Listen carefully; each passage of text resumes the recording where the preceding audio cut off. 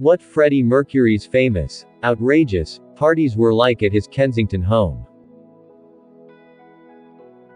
During the height of his music career, Freddie Mercury lived in a South Kensington home that was the site of many extravagant parties through the 1980s. After reporting this story, we found that some of West London readers not only lived in that area but also attended the musician's late-night soirees. Lee Mason, 57, grew up in Ladbroke Grove and partied in Freddie's home, known as Garden Lodge, 3 times between 1986 to 87. Lee said, "There was a club in Earl's Court called Copacabana. In the time in the 70s through the 80s that area was infamous for having lots of gay people. The gay scene in London wasn't that big at that time.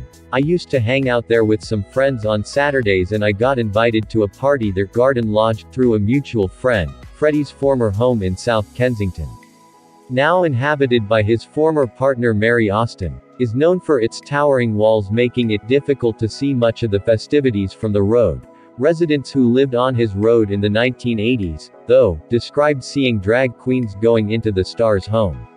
Lee added, "I remember being in awe of him when I first saw him. He was the perfect host, making sure everyone was getting what they wanted, asking people what kind of music they wanted on. He encouraged people to be as outrageous as they wanted to be.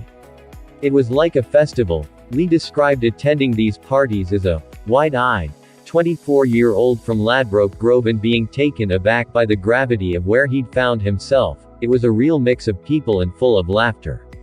There were drag queens, guys head to toe in leather, people doing coke. Looking back on it, I think it was his loneliness and wanting people to spend the evening.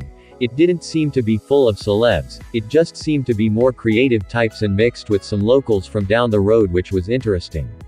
Lee said. Although Lee described that there were few celebrities at the Mercury residence, he did spot Rod Stewart's former girlfriend Britt Ekland, and also recalled Mary Austin being like a bodyguard with Freddie.